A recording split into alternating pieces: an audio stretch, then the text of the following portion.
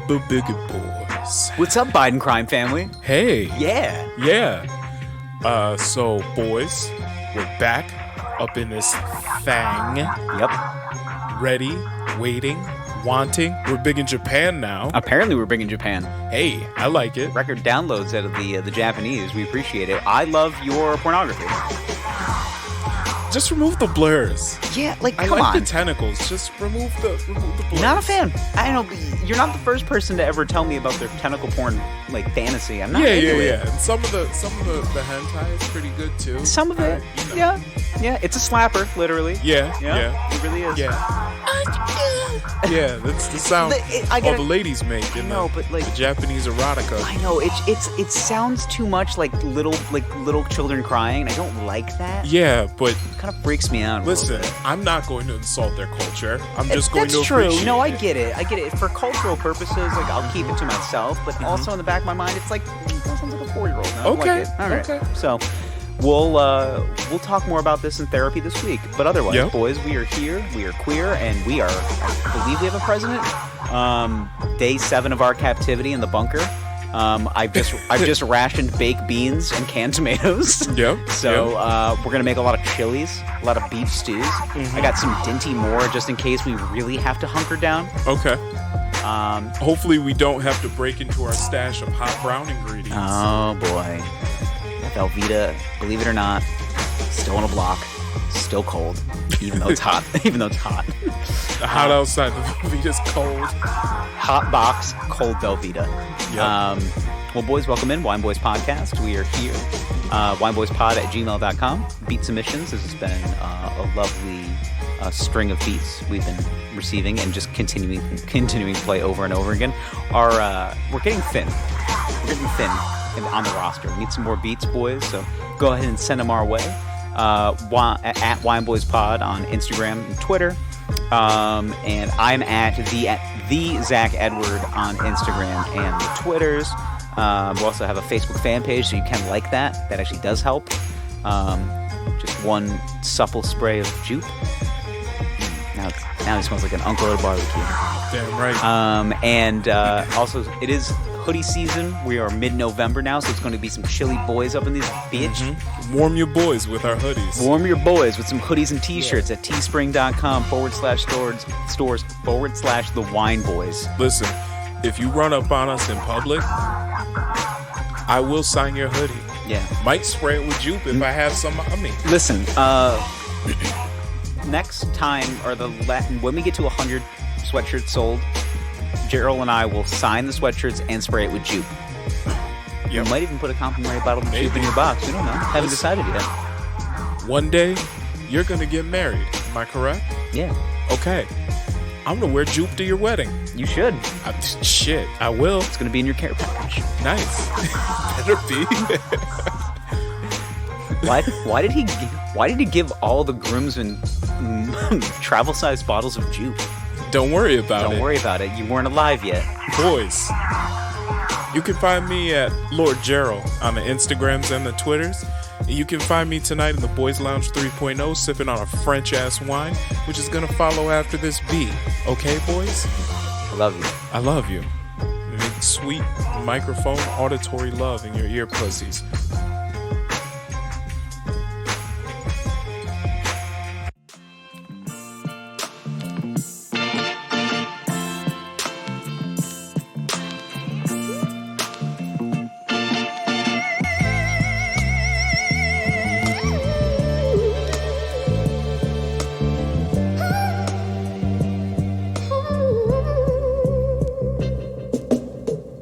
Hi, I'm Gerald. And I'm Zach.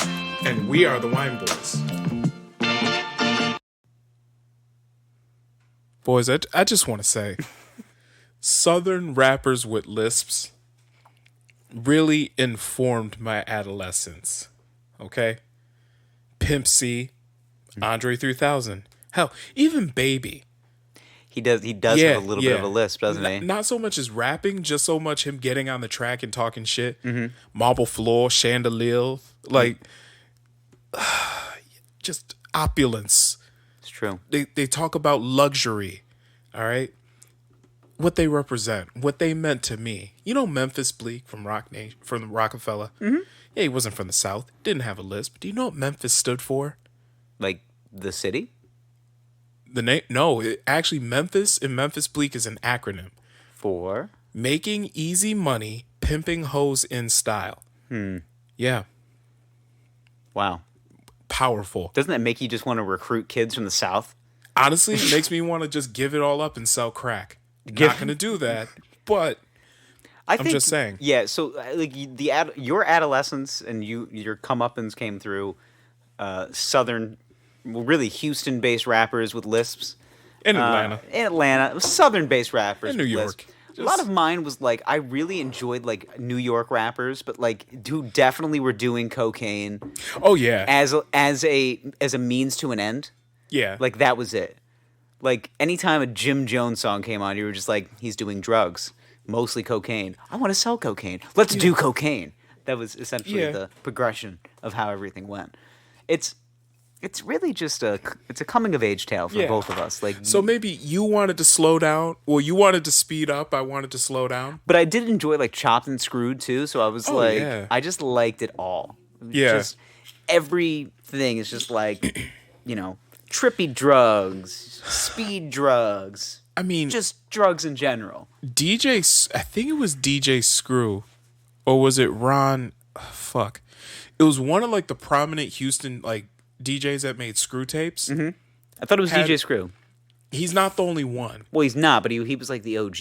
No, but there was one. He is the OG, but there was one of them out there that had an entire like series of like chopped and screwed mixtapes, like the first ones. Yeah, but they were all R&B songs, and I'm pretty sure they were called like fuck jams or something like that.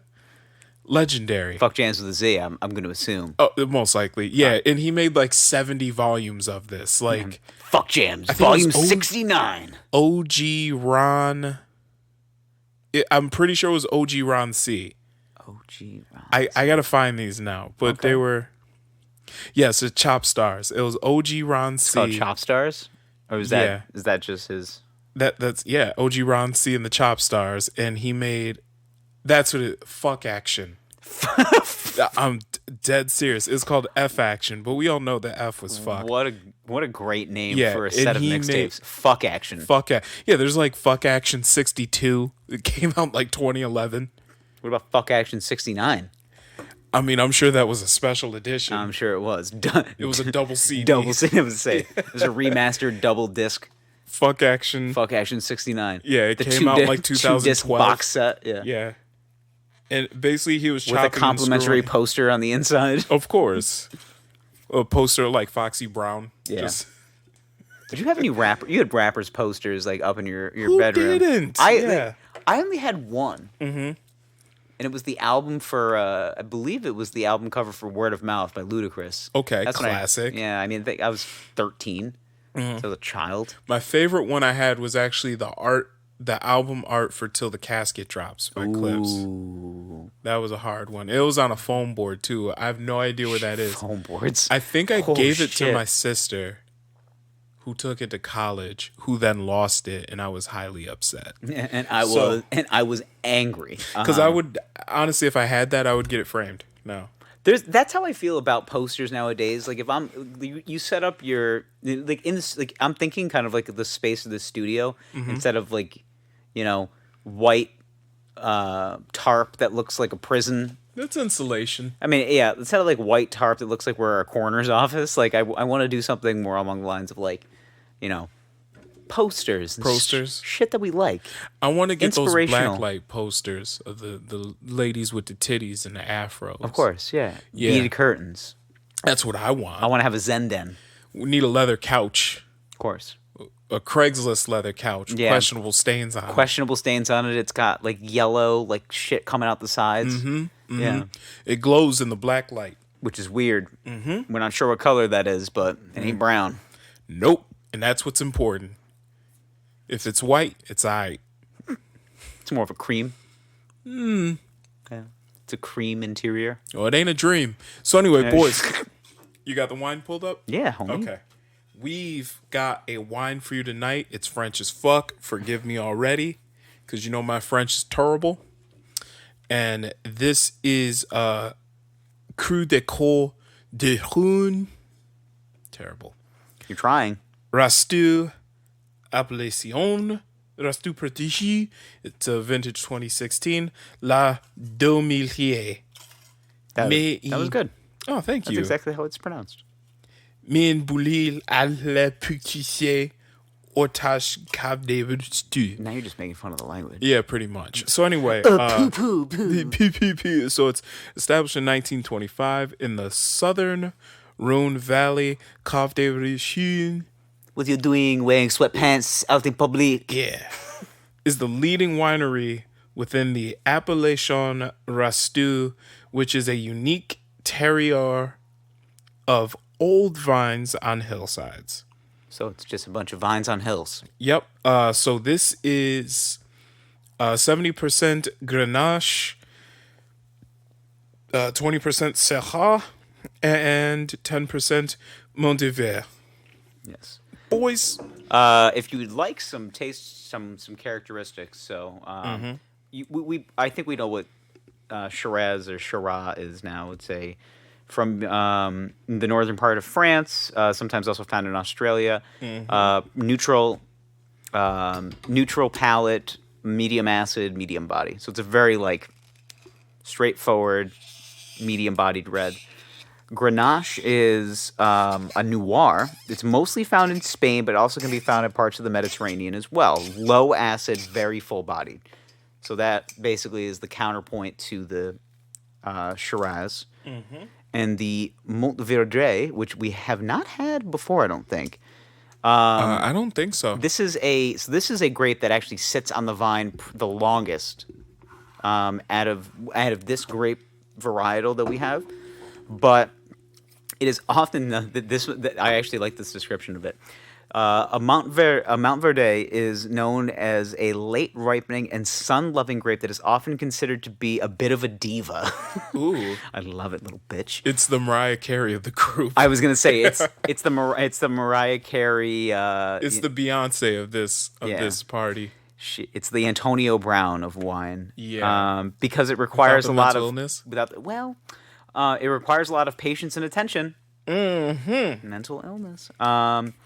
It is grown widely, but it's most popular in France and Spain, and is believed to originate from Spain. It is highly acidic and has a large, full body. So you have two strong French grapes, with a Shiraz, together making a full-bodied red French-ass wine. That's grown on a hillside. Now, I didn't get the aerator. I don't know if we're gonna need it for this. No, because so this is a natural wine. Yeah. From what you have told me and from what I'm reading, it appears to be so. That means it is free of impurities, quote unquote. It does not contain sulfites, so there's no fuckery. Yeah. That goes into the wine to keep it on the shelf longer. Right. Yeah. So let's pour it up. Watch it all fall out. A little bit of air might help it, but I can pour it. All right, let's go. Pop. Ooh. There we go. Strong. I can already tell it's a very deep red. Oh, yeah. Strip clubs and dollar bills. I love the color. Okay. Give that corky boy a whiff. Okay, all right. Put it in my face. It's a light smell to the cork. Can we just go ahead and pop it in my mouth? Yeah. Oh, when in doubt, label out. Let's go. Okay. There we go. All right. Ooh, wow, very fruit forward. Very strong. So I'm thinking this is going to be a very nice, juicy red. Yes. Unctuous. Juicy. And already see by the way that it clings to the glass. We can give it a nice little swirly boy. Hey, Super Nintendo, Sega Genesis. When I was dead broke, man, I couldn't picture this. Okay, boys, let's see. Ooh, this is lovely. So, this is steak wine. yeah, definitely. All right, so smooth up front, bite in the middle, smooth finish. Smooth palate. Yep. Yep. Very clean palate. Mm-hmm. A lot of acid in the middle. Mm-hmm. So if you kind of let it roll down your tongue, you get a lot of acid, and then it goes right away. Yep. So not a ton of complexity in your flavors, but acidic, but not overpowering. No. Very nice. No. Okay, so this is Le Dumiel Resto, which is from Resto, France. It is a 88-point wine. Yeah, there's a good cigar wine. I was actually thinking that's a good cigar wine. Sit on the back porch, swirl a glass of wine, talk about stocks and politics. Yeah. And that scenario you fell into with your stepmom when your dad was away on a business trip. Interesting. Just something that comes up a lot on the hub. Yeah. Anyway. Anywho. Yeah. Your dad never did that for me. Well, Mom. But you're my mom. You're my stepmom. Don't fucking call me that. It's like, oh. My name? Call me Carol. It's like, okay, Carol. This is an 88-point wine. Average price of this wine is between $12.99 and $15.99. You paid? I paid $14.99. Perfect, right in the middle, boys. Yep. This wine is bold, tannic, dry, and acidic. Yeah, that sounds about right. Very dry. You're going to get notes of blackberry, plum, and black fruit. In the middle, raspberry and red fruits. Back end, pepper, licorice, and anise. Not anus. I thought it was anise. Anise. Okay. It could be it could be anus or anus. Star anus. Star. I thought it was anise. Really, it like is star anise. anise. Yeah. Anise. Star. You can say anise too, though. Jennifer Aniston. Yes. Yeah. Hey, you do kind of get a star anise. Yeah, you know, if you really put your nose into it. Yeah, a little bit. You get a lot of star anise in like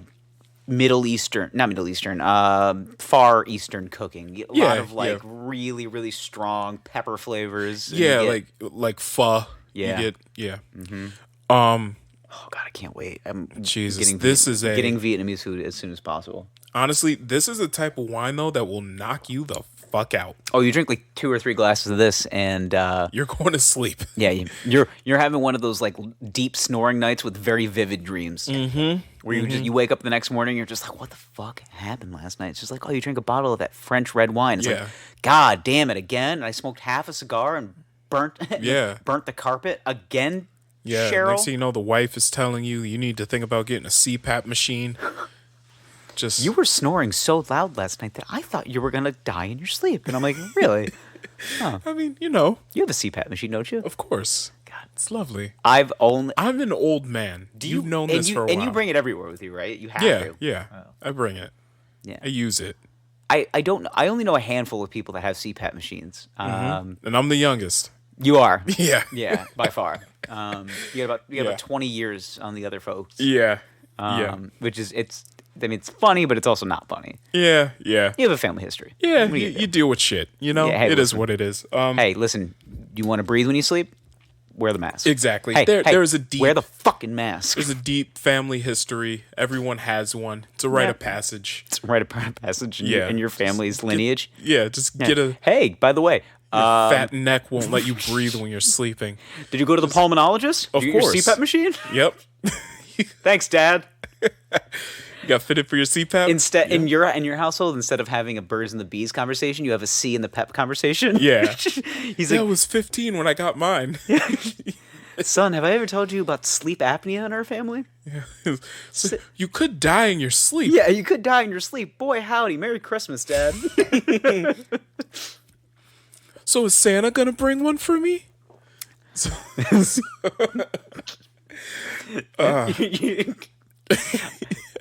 You need to buy there's like the 1-8. It's like an infomercial CPAP cleaner that you need to buy for your. I'm not going that far. You need to buy it for your dad for Christmas, and you need to explain why. It's like, listen, Dad. He knows exactly what it is. It's like it's like the I know, it's like a neti pot for your CPAP machine. Yeah, it cleans out your hoses. Yeah. Even though literally, if you talk to your doctor, they'll just tell you like just rinse it out. Dude, just like put it in just rinse it out and hang it up somewhere so it can dry. Yeah. That's it. Yeah, you might breathe in a little water. So what? Yeah, every now and then it happens. And my mask though is like it just covers the nose. So if I open up my mouth in the middle of the night, or like if it's a little off kilter, like I'll just wake up just hearing myself breathing because it's forcing air like down your nose and only your nose. Yeah. So if you open up your mouth, you just hear. Sound like Darth Vader. Yeah. So you. I'm sure that's a. That's like a late night scare. Like, whoa, my god! Yeah. You gotta learn how to like sleep with your mouth closed. It's just kind of difficult. I'm definitely. I mean, I think that's it's a reaction to the body. Just like just relax everything. Open your mouth. Mouth open. Spiders crawl in, lay eggs. Exactly. You get used to it. Yeah. Spiders crawl in, impregnate your mouth. You get used to it. They say in your lifetime you swallow 8 spiders. Yeah. Well. I'm probably going to swallow 4 because I have a sleep apnea machine. Ha ha. Life face hacks. face mask for your face. Yep. Yeah. So yeah, you just hear the slow, sensual sounds of my CPAP machine at night. It's real sexy. You just, middle of the night, it just...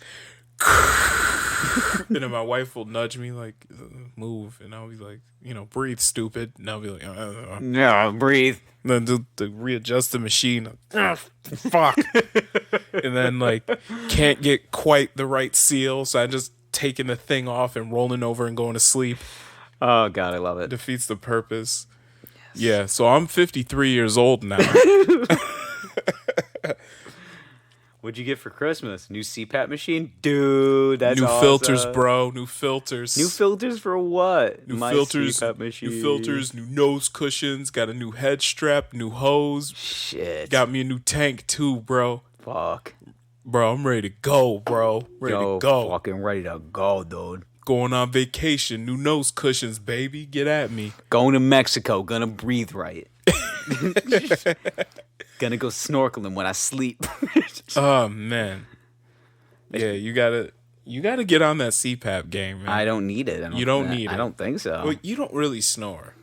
I'm just I come from a family of just skinny white men that silent sleepers. Yeah, we're for the most part pretty silent. Well, I come from a family of substantial African Americans. And substantial African Americans. That comes with snoring. That's all I can say. Listen, you got a lot of beefy boys in your in my lineage, throughout your clan. Mm-hmm. So yeah, you guys got a deep rooted CPAP driven land. Yeah. Any hoodles. So we now the CPAP segment is over. Oh, I forgot to tell you this. This segment of the podcast is brought to you by Breathe Right strips. Now, if we are doing this correctly, we are now 7 days post-election day. Yeah. We are all alive still. The sun, from what I've been reading, is still not coming towards the Earth at the rate that Greta Gerwig says that it's going to come at. So, yeah. Now, if my hypothesis is correct, I could be wrong. Donald Trump, does he have to deactivate Twitter when he leaves the office? And my follow-up question is he going to be any fun after? Okay, so here's honestly, what I know. My only press briefings I get in the morning is Donald Trump tweets. And so here's what I know. You actually got me a little distracted. I'm looking at travel size. You're looking at travel size. Wow. See, now I got you into That's a real flex right there. You get the travels because you. All right. Before I get too off track. Okay. Yeah. The CPAP machine Amazon is rabbit big. holing. The CPAP machine is kind of big. It's a pain in the ass to travel with. Yeah, of course. But if you can get the travel size one, ooh, that opens up the game, baby. I'm free to the world. Well, I am happy that you can now bring it as a carry-on. Yeah. So anyway, well, it's carry-on size, but it's like your entire carry-on. It's true. Anyway, so from what I understand, there's 2 official Twitter accounts right now. So there's the White House's official Twitter account. Well, the president's POTUS account. The POTUS account, which Barack Obama got, he gave it to Trump, right, when he left office. And then there's Trump's personal account. Obviously, Trump keeps his personal account, but precedent set by Barack Obama would mean that Trump would have to hand it off to Joe Biden when he leaves. Is Trump going to do that? I don't know. But how much does he tweet from the POTUS account? Not much. I His know. personal account all the fucking time. Oh, his personal account is fucking gold. Yeah. But I'm actually looking it up right now. Because rare. I think mostly the POTUS account just retweets his personal Essentially, account, right? Yeah. His social media intern Yeah. that runs the POTUS account. Definitely hasn't been showing up to work because Trump's been on fire lately. Yeah, some of his tweets. Some of them have been like really good. Yeah. There's a I'm trying to. Oh, what comic was it? Sam Morril had this joke that was along the lines of, "To be fair, we don't know how good Hitler would have been on Twitter," which is, I don't know. Which man. I think is really funny. It's just like, listen, people are calling Donald Trump the Hitler, but let's be fair. We don't know how Hitler would have been on Twitter. I don't know. Here's what I do know. Donald Trump is not leaving that White House without a fight. No, he's doing his Jordan Belfort. Like, I'm not leaving. I'm not fucking leaving. Yeah, even though they're already having press conferences at the Four Seasons Total Landscaping and shit. Yeah, I mean, like Joe next to a dildo factory. Next to a dildo factory. Imagine going ass first in that. Yeah, wonderful. I mean, they're prepping Biden like he's the president of the United States of America in like 70 days. So it's like it might happen, I guess. Yeah. Yeah. Even when Fox News is admitting defeat, you know it's over. Yeah. Yeah. Did you see the video of the weekend host? So they had a couple of people on that were, in Trump's court. And they were basically saying, well, there's still ballots to count in Pennsylvania, and we're not gonna go down without a fight. And this lady's got a hot mic, and she doesn't realize it. She goes, "We already called it, dumbass." Basically, like we already called it. Like it's fucking it's fucking over. No, I didn't see that. She said, yeah. Essentially, the words were like, "We already called it." Like she looked at the camera like, "Are you an idiot?" Like, it is what it is. Like, dude, but he's still going. It's fucking over. I think it was in the public freakouts on Reddit. Okay. But what I find crazy though is like you still have people that are going on with these conspiracy theories about ballots being found in trash cans and them not allowing poll watchers and all that shit. And by the way, the term poll watcher makes me laugh. I like poll watcher. It's one of my favorites. Like I can look, but I can't touch. It's exactly. a sweet taboo. You're a poll watcher. Yeah, let me watch your poll, daddy. I just don't understand why more people aren't pointing that out. Yeah, I feel like I'm just sitting there, and Trump. It's like the Trump camp was very upset that they didn't have their people watching the polls. They're poll watchers, and I'm just like, Dave's a poll watcher. Fucking Dave. Dave, Trump poll watcher. We already knew Dave. But even the idea of Trump's poll watchers, right? Dave's been a poll watcher and a butt pirate since '76. Am I right? since the lot lizard days. Am I right, boys? God, since the Nixon administration. Jesus, he's been poll watching since I don't know. Oh, here it is, right here.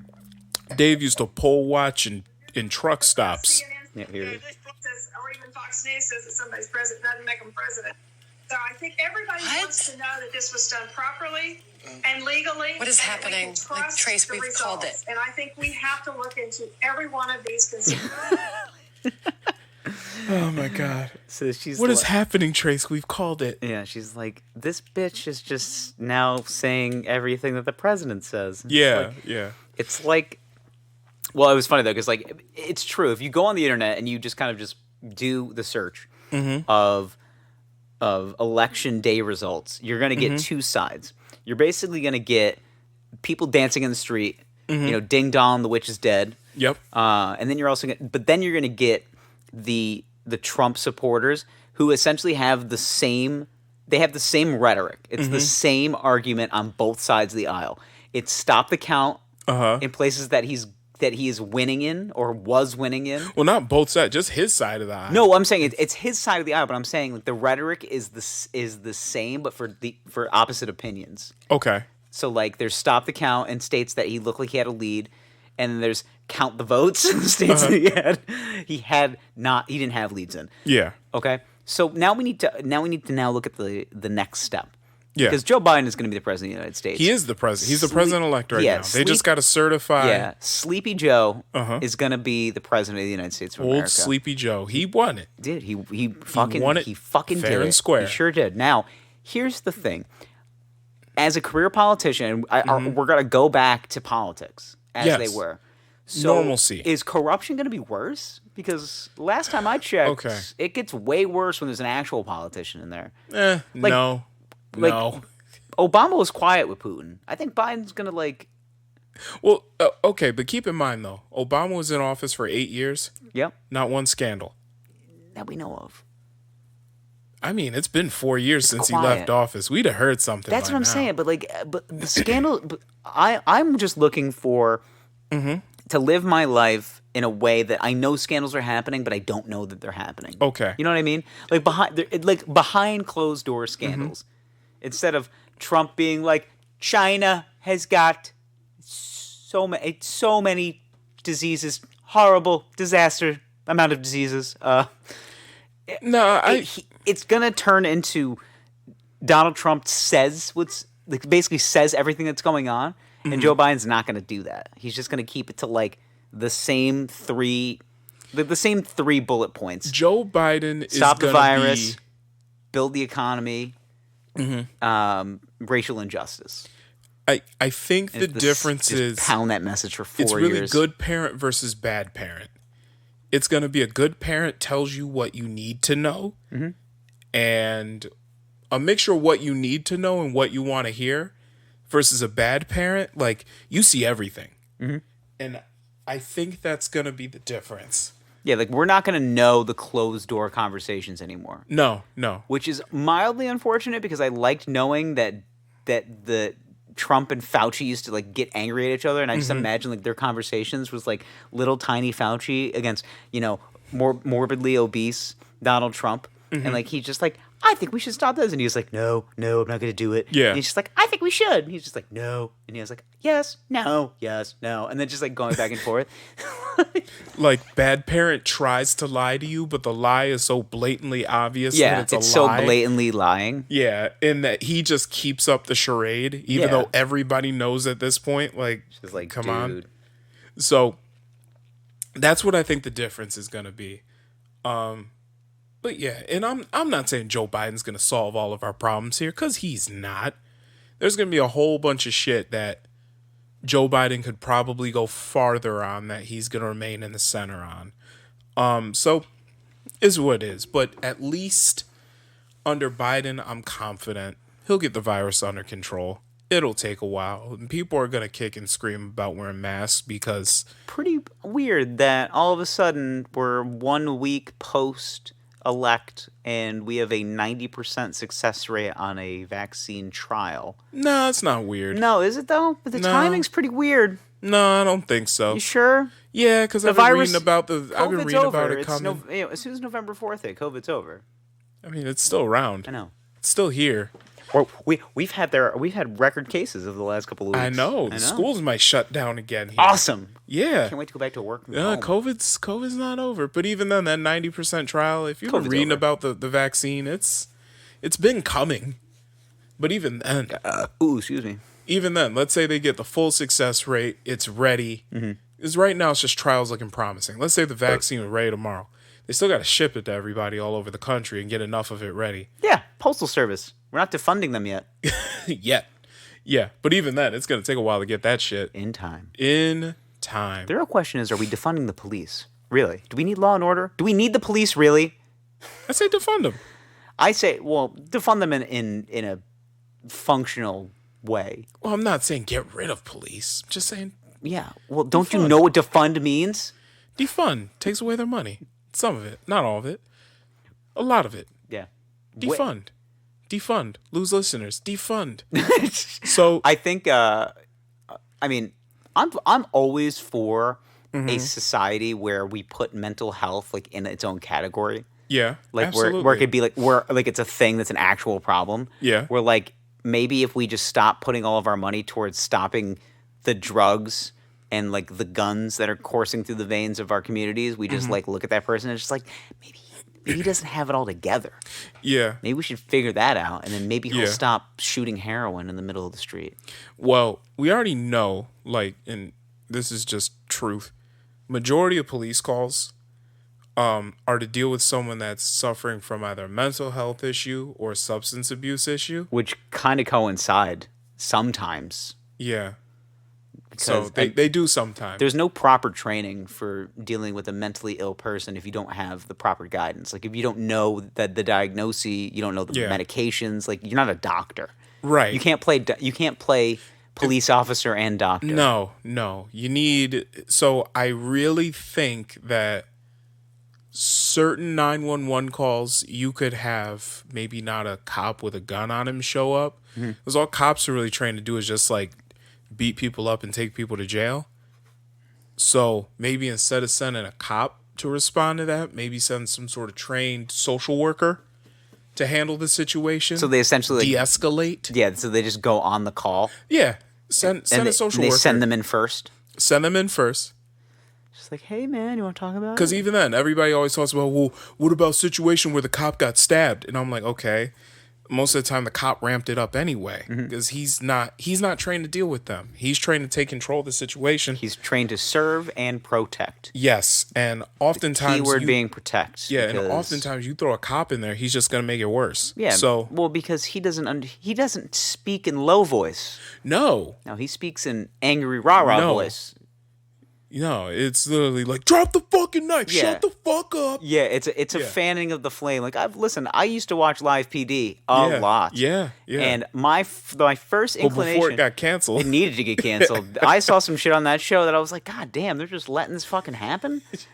They put this on TV. Jesus Christ. Yeah, like during cops in like Louisiana, like the guys like the ones that kind of dressed in like domestic regular. What do they call that? Is it just like plain clothes? Plain clothes gear but you can tell. But it was funny because all of their jackets and all of their vests were like camouflage, and it's just like they're in the fucking street. Like where are they hiding from? Can't see you. Yeah, what are they hiding from?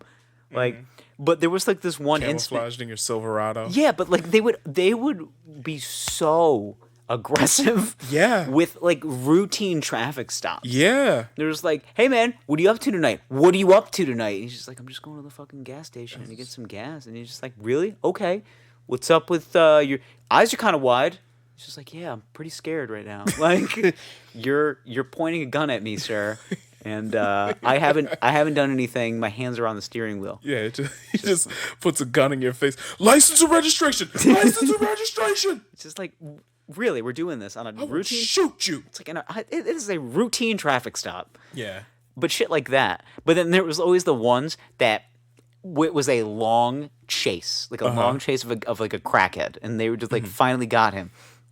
And like Lewinsky finally takes him down. Officer Lewinsky. Yeah, Lewinsky takes him down, and you got fucking Campbell like running behind him. He's huffing and puffing, and he's just like, shit, Lewinsky, man. I didn't think you were going to be able to catch up with them. I guess those 2 days have really been paying off, huh?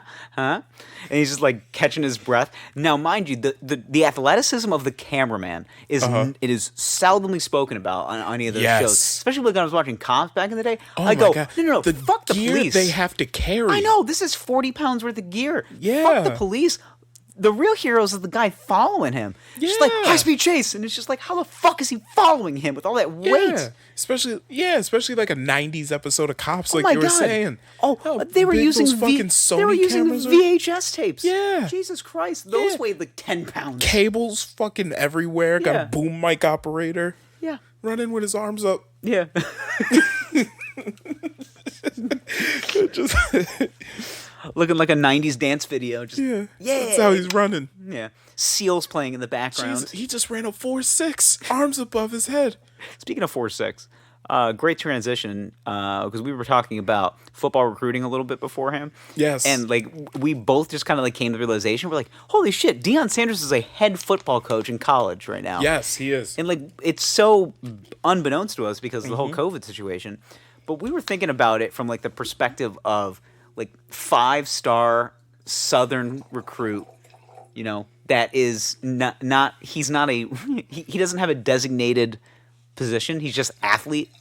Like that's my favorite thing. If you look at the recruiting websites and you just see 5-star player, we'll just say 5-star recruit from Knoxville, Tennessee.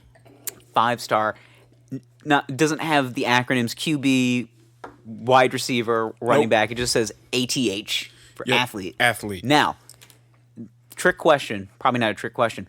Ever see a white guy that's an athlete? I don't either. Ever. The white guys are highly specialized. No, you know what they are? What? They're 5-star recruit pocket passers. Yeah. System quarterbacks. Highly Tall, specialized. white, Yep. strong arm. Yep. Accurate. Yep. Great decision maker. Real lunch pill guy. Yep. Athlete? Nope. Freak. Nope. They're mostly Tape jumps off the film. His Pocket passer. Not a pocket passer. Gets to the corner. 4.4 speed. Yep. Has a jet engine motor. Jet engine motor. Yep. Like fucking Top Gun. But no, you're right. Most of the white guys, pocket passer. Yep. Left tackle.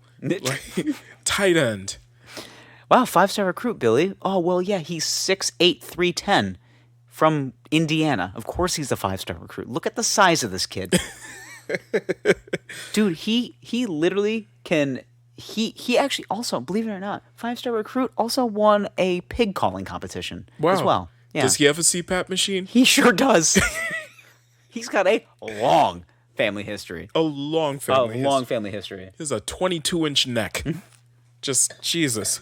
You think he sleeps comfortably? Hell no.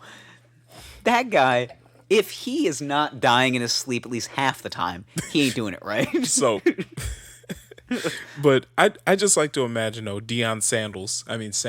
I'm sorry. Yeah. I'm This not. is Deion Sandals. Deion Sanders. I just like to imagine his recruiting trips. Yeah. Like he goes to What is his? He's got that alias name. primetime. Yeah. No, it's like Damon Sugarwood or something like that. Really? Yeah. It's like Was this like a name he would use when he go into a town? It was like a Dr. Pepper commercial or something like that. Like it book was a hotel room under let's that see, name. something along those lines. Damon Sugarwood. That is definitely a porno name. I think it was Deion Sanders' alter ego. Yeah, there it is. Yeah. Oh, Leon Sandcastle. Leon Sandcastle. Yeah. Okay. Where'd you get Damon Sugarwood from? I don't know, but I like it. That's a great name. Isn't it? Isn't it? I'm writing Damon Sugarwood down. Now I got to see if that came from something. Damon. I don't think it did. I'm putting copyright on that. Damon Sugarwood. It's a great name for a football player. No. Yeah. I've not found Damon Sugarwood anymore. Well, that's ours Anywhere. now. Well, That's a boy's patent. Damon Stamp Sugarwood. it. Damon That's going to be a Sugarwood. character. Yeah. But anyway, I like to imagine Dion, aka Leon Sandcastle. Leon Sandcastle. Yeah, I like to imagine Dion going to Mrs. Johnson's house to recruit her son, who is a 6'3", 220-pound athlete. We don't know what position he's going to play, but he's an athlete. But he's gonna play at Jackson State, Oh, is he? and he's being heavily recruited. Yep. He is a By- 5-star recruit. Yes, I don't and this think- would be Jackson State's first 5-star recruit, most likely. Yep. So, because they're not necessarily a NCAA football powerhouse. They're not, but they are a historically black college. Yes. So, they're going to... So there is a precedence to that. So I like to imagine Dion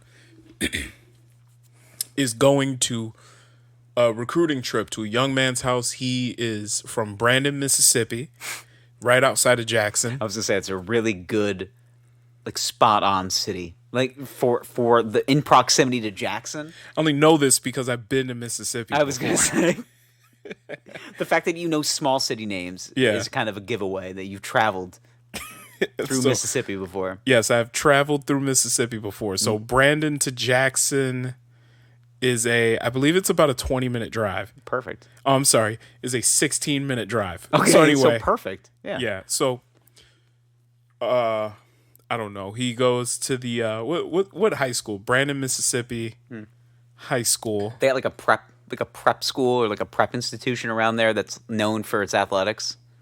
Probably. Let's Mississippi. see. Yeah. Plays for the Brandon. Yeah, so he plays for Brandon High, go Bulldogs. But they are the Bulldogs. They are. I just looked it up. Brandon Bulldogs. Yeah, so Dion is visiting Kareem Jackson at Brandon High School. Go Bulldogs. And Dion comes in. He's wearing a nice suit. Says, "Good evening, Mrs. Jackson." He says, "Now listen, I know you want to keep your boy close to home. And I want to tell you that me, Mr. Primetime himself, I'm going to take good care of your boy. All right? He's going to be close to home. I'll keep him on the straight and narrow. By the way, Mrs. Jackson, this is a good peach cobbler." And she's like, why, thank you. Why, thank you. Mr. Primetime. Call me Dion. Call me Dion, baby. So I don't think he babies here. What if he's just like, call me Leon Sandcastle? yeah, call me Mr. Sandcastle. No, call me Dion, ma'am. Yeah. Now, or you can just call me Coach Sanders. Coach Sanders. Yeah.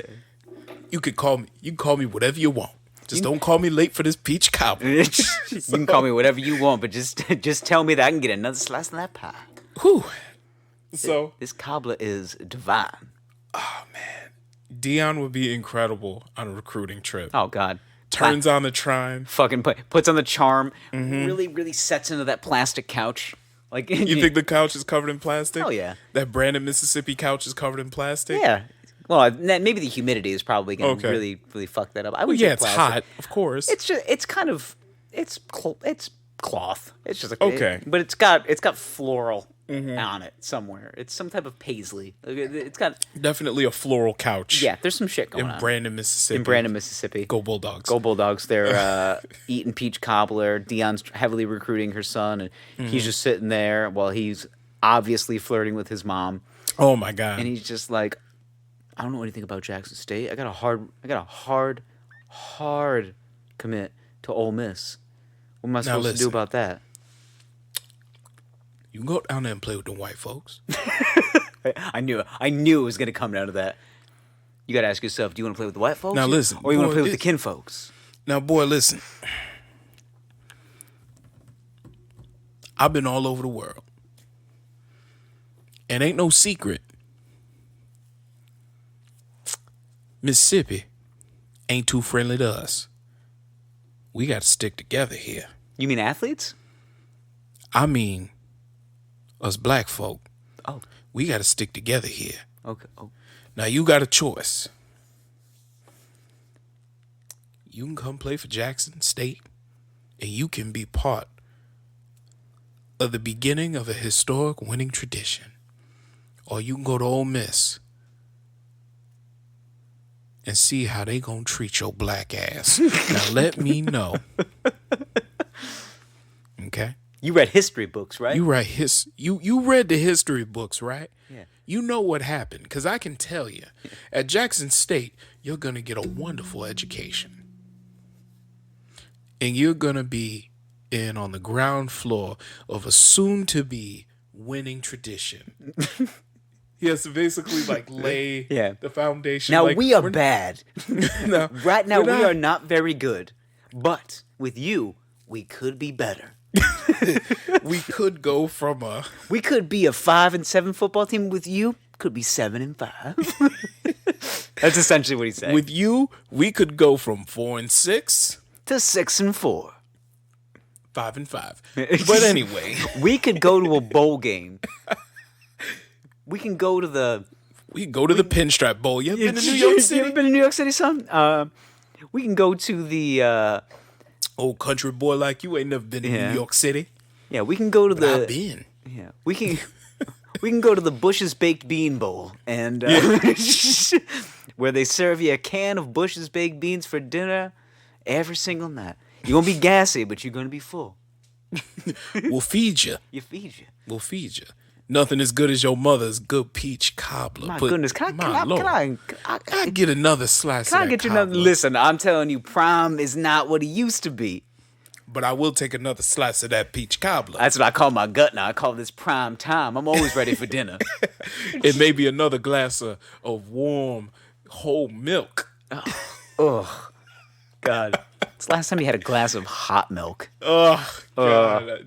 I don't think I ever What's have. the whole story behind warm milk making you feel tired? Isn't that like an old wives' tale? I think so. I don't fucking know. Like, is there something about the ingredients or like the way that it makes you feel? I don't know. I don't know. Because like when I eat a big bowl of ice cream, I'm pretty sleepy. I'm not gonna lie. Yeah, It's just yeah. like, "Phew."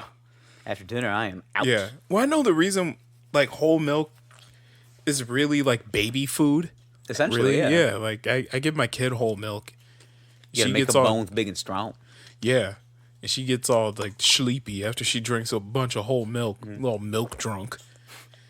So, but yeah, but other than that, I don't really drink milk at all. I don't drink milk, really. But you guys use like milk in your house? You're not like an almond milk, oat milk kind of household? Nah, I prefer almond milk. I use almond milk.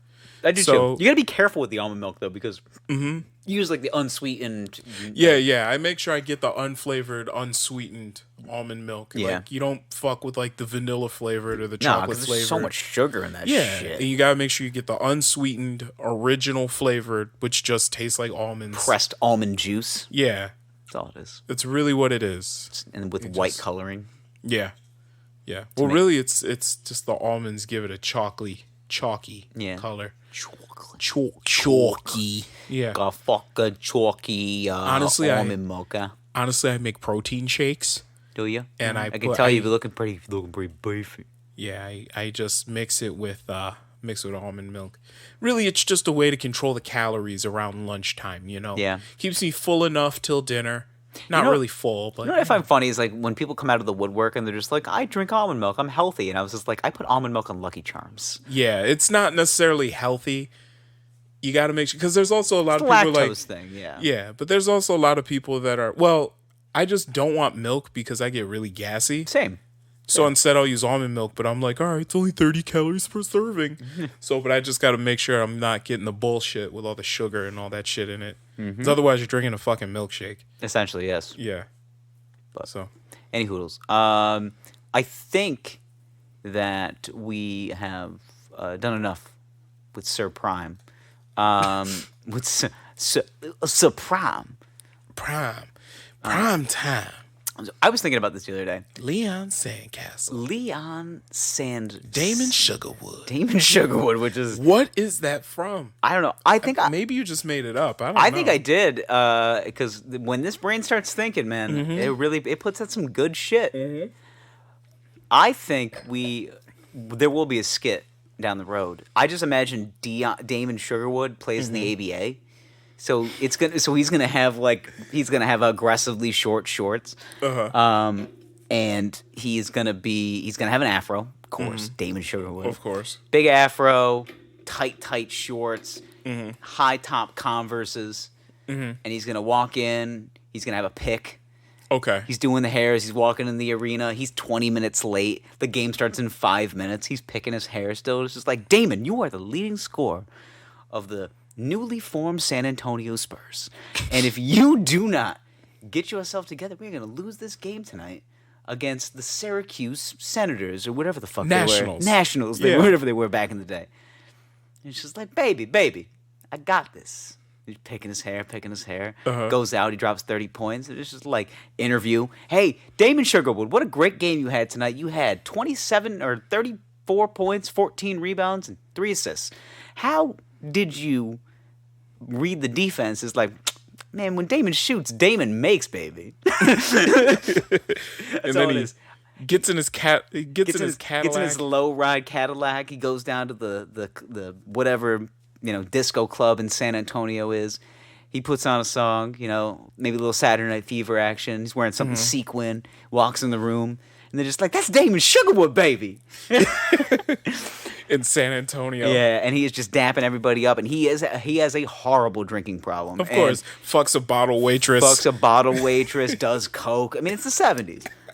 Does a lot of coke. And Does a lot of cocaine. Yeah, that's why so his name is Damon Sugarwood, because his nose is always full of sugar, baby. Nose always full of sugar, baby. Yeah. Damon Sugarwood's here. Who's got that booger sugar? And it's just like lasers. Hollywood swinging. Just like in the background, he is fucking high. Like like drafts pussy high. Like he is way up there. God. He doesn't know what is up and what is down. Okay? But they got double headers. It's the ABA. They're only playing like 37 game seasons, and they're always done in like 3 weeks. Yeah. So they like play back-to-back games. But for some reason, they play at 7 p.m., and then the next day they're playing like a 2 p.m. game. Yeah. He is fucking coming off of a bender. He just got done fucking the bottle waitress. It's 7 a.m. He's just like, fuck, I gotta do something with my life. Goes back to sleep, accidentally wakes up, alarm's going off. It's 12:30. The game starts at 2. So it's a 30-minute commute to the arena. Intern is banging on his door. Yeah. Damon, Damon, you gotta get to the arena. Man, who the fuck sent Tyler? Like, Tyler, what the fuck is you doing? or you know what's gonna happen? He's gonna be like, Tyler, go make coffee. Hey, how old are you? 15. Can you drive? Hollywood swinger. Hey, Tyler, can you drive? Yeah. Dave's waking hell up. yeah. And It's gonna be. I imagine the opening scene from Flight. Remember that Denzel movie? Yeah. Okay, and remember Denzel wakes up. He's hung over his shit. Yeah. Just got done fucking a flight attendant. He's just hung over. He's got to fly a plane to Houston or whatever the fuck in 20 minutes. Yeah. So he rolls over. Everything's muffled. Yeah. The alarm is still going off, and he's like, God damn, what'd I do last night? Snorts a line of coke, and suddenly everything's in Technicolor. Just ready to go. He's feeling all right, gets dressed, walks out. Damon Sugarwood is ready to play. Man, this is live and in living color, baby. Ooh. So Damon Sugarwood has a terrible drinking problem. Terrible drinking problem. Resorts to cocaine to pick him up. Yep. Just kicks you right out of that hangover. Yep. He's I think it's so I'm trying to figure out if he has a bad marriage or he lost the wife and the kids and the only thing he's got is this basketball career. That's like the only thing that's keeping him alive. So we're making him a depressed dad. A depressed dad, a 34-year-old ABA star. Yep. Okay. Who was a college standout at the University of Kentucky. Yep. Could have played in the pros, but got 3 DWIs. Yeah. And then this league pops up, and the ABA just turns it. Well, I don't think so. The NBA wasn't a fully formed league yet, and then the expansion came. So he's just I have another good season with San Antonio. They might bring us to the big times. We'll be playing with Bill Russell and Wilt Chamberlain. Yeah.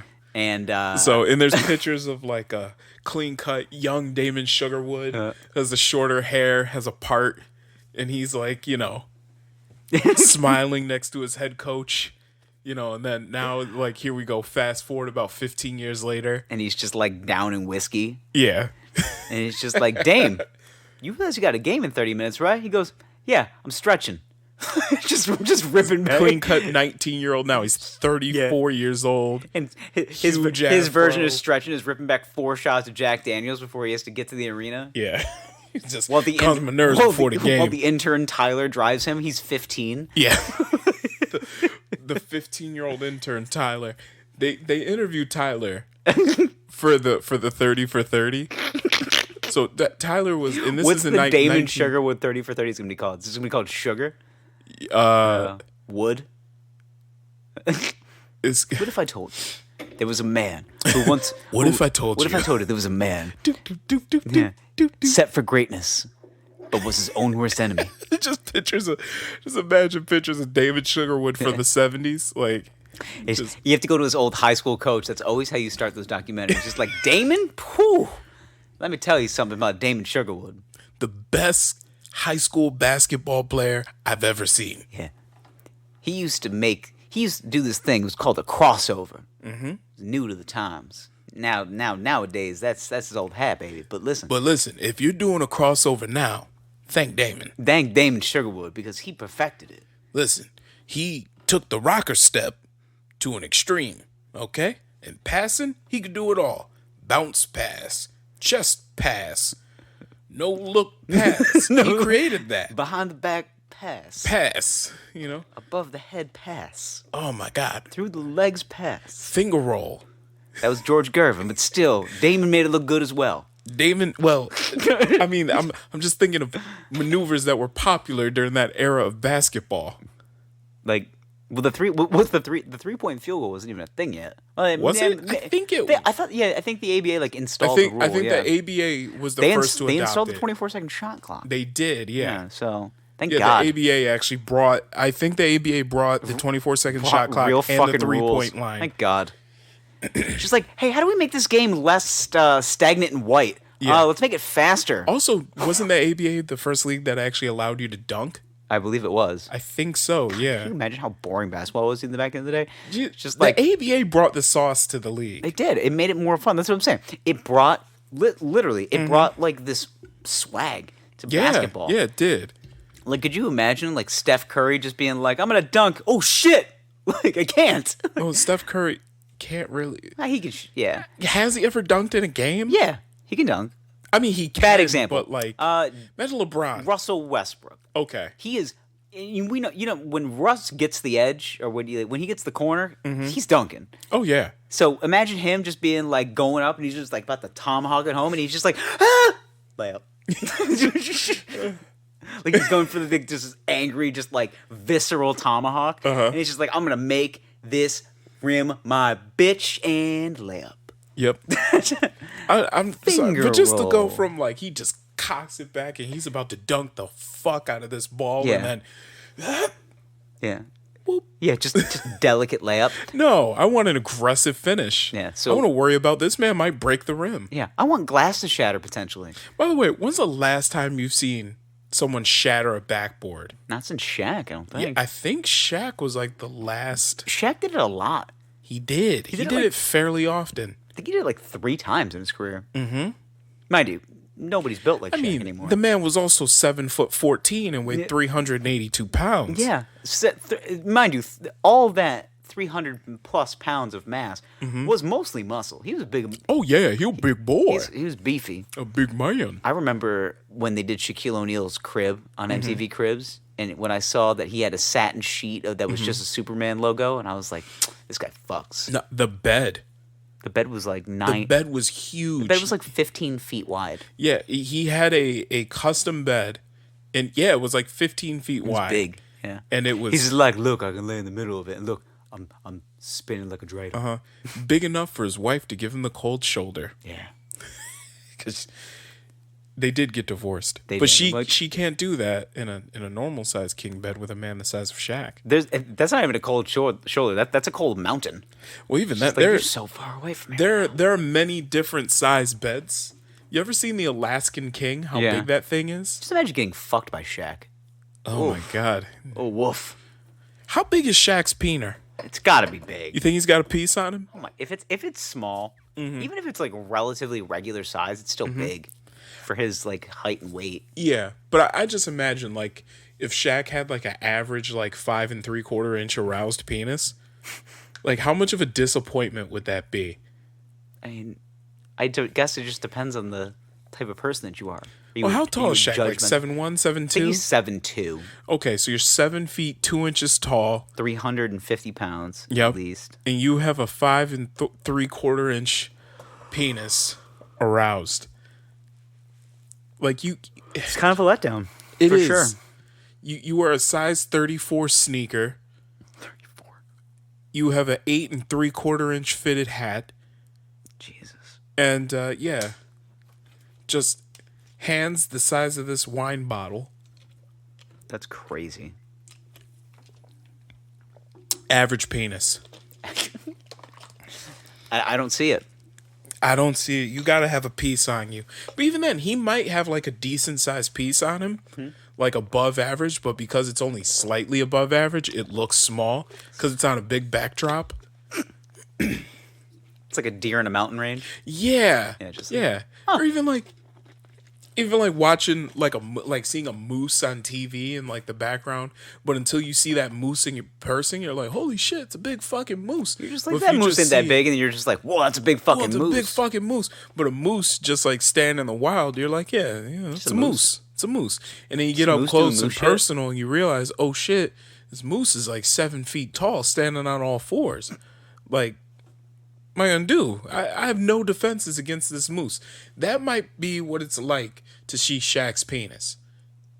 Moose? It's like a moose. Like you see a moose out in the Alaskan wilderness. Is he, and like, it's just hiding in standing the there wilderness? chilling. It's not really hiding. Just pokes his head out. He's just kind of chilling. Hey, like, guys, you know, it's in cool the to come out yet? wilderness, doing moose stuff. See a mountain in the background, maybe some birds flying, a frozen lake. Just a moose doing moose shit. Just a moose doing moose shit, and it doesn't dawn on you how big this fucking moose is. You realize it's bigger than a Chevy Tahoe, and yeah, it's just a moose. Maybe that's what Shaq's penis is like. Could be.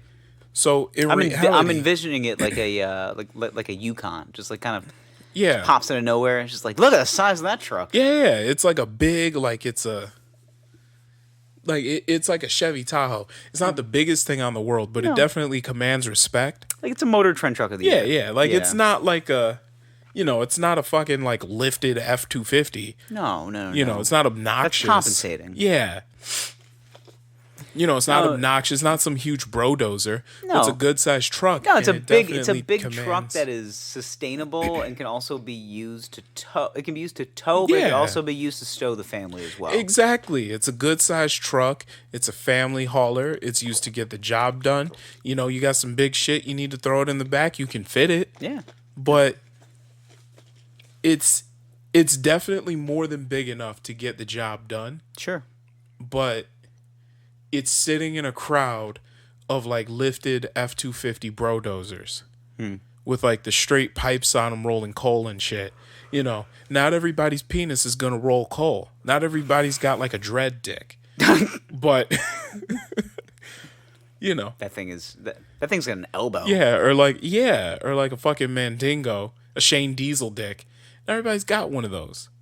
If I ever had a dick that had an elbow, just based on my size, I would be like, dude. You show it all the time.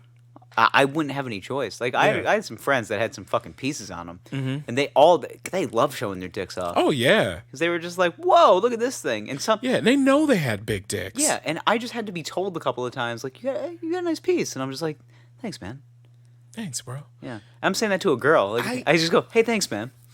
I feel like those guys actually got more pleasure out of showing the penis than actually using it. Yeah. Because you think of if you got a giant hog on you, right? Most women kind of get scared by it. Like they see the thing and they're like, I can is he gonna bite me? Yeah.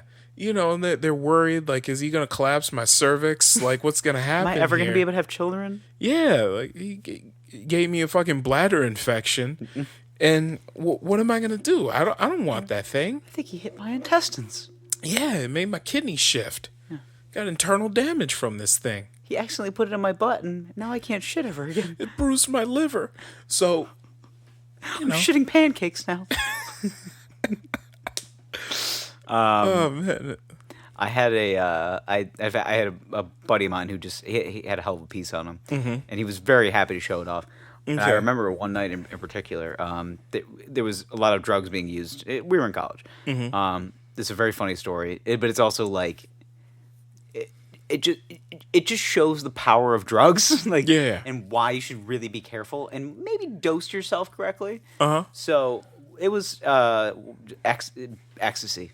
Okay. People were just doing a ton of ecstasy. Oh man, so things got gay, didn't they? Pretty gay. Yeah. I never really did ecstasy. I did Molly one time. Okay. And it hurt. And I was like, ugh. From getting fucked so hard. I got fucked in the ass a lot by a lot of dudes. So yeah.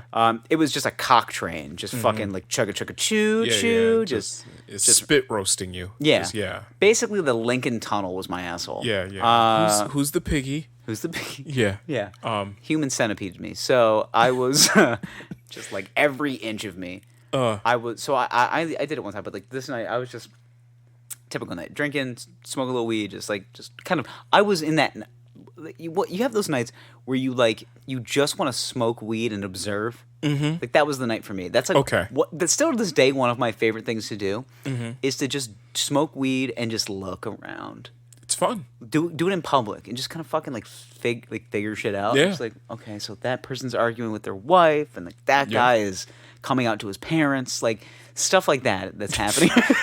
That guy's arguing with his wife. That guy's coming out to his parents. It's like this is great. Yeah. Look at just the coming of age tales that we're seeing here, and this one night in particular, a lot of drugs are being done, and my my buddy is really really fucked up, and he's with a woman, a lady that evening, and they're talking, and they've definitely done some stuff. There's sexual energy in the air, like you can feel it.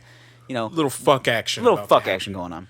Yeah. So they're upstairs. We have like this party area, and everyone's dancing, and they're on drugs. So they're like, you see the laser light shows and fucking glow sticks, and everyone's just like, "You want fucking glow stick?" And I'm just like, "No, I don't.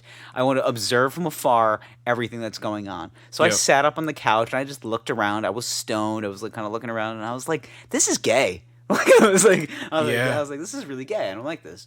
So I went downstairs and I go into the kitchen and I hear like moaning. And I'm like, oh, okay. And I go into the kitchen, and he is fucking her on our oven.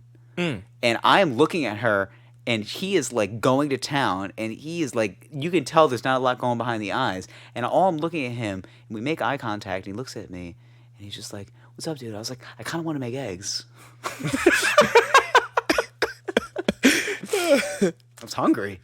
Yeah, of course. Planning on going to the kitchen, making some eggs. Yeah, of course. Meanwhile, fucking... John Holmes over here. Yeah, fucking Lean Fuxon over here is fucking Damon Sugarwood over here. Damon Sugarwood is given, she kind of looked like Jessica Alba a little bit. This girl, okay, like, she was kind of same facial features. Okay, so she wasn't ugly. No, but he was giving her every part of the business, and he had a hell of a piece on him. Okay, just a good dick, just good, a solid hard dick. Dicking. But the thing is, though, is that like I am so stoned that I'm so hungry that I'm just kind of sitting there and like watching them fuck for like 15 whole seconds. Right, so you're really like sitting there for a second. I'm just like, can you guys like, all right, can you guys like fucking like on the I counter?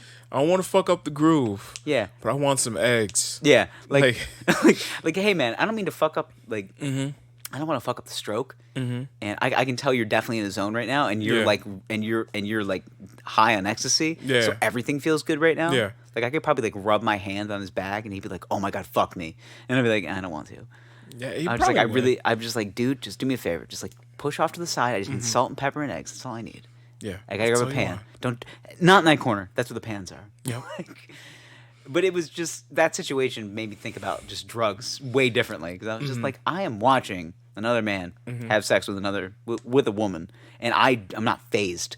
No, not at all. Not at all. Marijuanas will do that, where you're totally not even that, but just like not even just that. But I was just so like, yeah, they're fucking whatever. Yeah. That's the thing is, whenever I was high on marijuanas, I never wanted to do sex. No, I was more just asleep. Like, I just want to chill, watch South Park, giggle at something. Yeah, watch something stupid and funny and eat. Yes, and that's all I wanted to do. It's one of my favorite activities today. Like, when you just pick a night, you're just like, hey, I got nothing else going on. Mm-hmm. Like, I have I could have responsibility, but I choose this evening not to. Mm-hmm. So what I do, just want to chill, smoke, chill out, and just watch something really funny. Watch one of your buddies aimlessly have sex with a woman. Just fuck some woman hard. Yeah, fuck her good too, huh? Yeah. I mean, he was in there. He was foraging. Okay, for berries. It was berries. Pussy berries. Yeah. Boys and berries. Boys and berries. Yeah. So in the garden of the boys. Yes, the Garden of Eden is what they call it, the boys' garden. Jardin du Boys. Oh, man. I like that. Yeah. But anywho, so the moral of the story is I finally got eggs, and okay, which is great. It took like 20 minutes, but I was like, fuck. I literally, what happened is the living room next to the fucking was where our like video games were. So I literally just like popped on the PlayStation and started playing. Do you remember Fight Night? Yes. Like PlayStation 2. I don't even remember it was on the cover back in the day. I was dangerous at Fight Night when I was stoned. I had a routine. So the routine was very simple. Bong rip, Fight Night, I win. Like it was just it was very like hey, spot on. I was like, hand me that, rip it. get myself in the zone. I know all technical combos. Like I was good at it. Okay. Like we had a night in my fraternity house where we did a tournament, and I ran through the guys. We basically did double elimination. I ran through everybody twice. Like I was working people. Okay. And they're like, we gotta get him. Like this was before competitive gaming was like a real thing. They're like, dude, we gotta find a competition for him. There's like, got to be a scholarship. For I was like, my one buddy's like, dude, they give out scholarships for being Indian and left-handed. Why can't we figure this out? oh man, that was one of my favorite things anybody's ever said. They give out fucking scholarships for being Indian and left-handed. We gotta figure this out. you should have got a scholarship for being dirty at fight night. Yeah. Hey, you just go to the financial aid office. Hey, I was wondering if there's any scholarship programs for being nice at fight night. I remember you being good at FIFA. I was always good at sport games that involved a little bit of technique. Okay. Like I don't know what it was. I used to. I mean, I good days and bad days, but I used to wax people in fight night, and there was nights where in FIFA that I used to really do some damage. Mm-hmm. It was all technical though. It had to be a game that involved a little bit of like trickery, like passing. Like certain patterns had to be done for the passing. Like you knew that if you were to get that ball through, it needed to be like perfectly diagonal. Like you knew, and you knew it was all angles. Yeah, and like with Fight Night, it was all technical.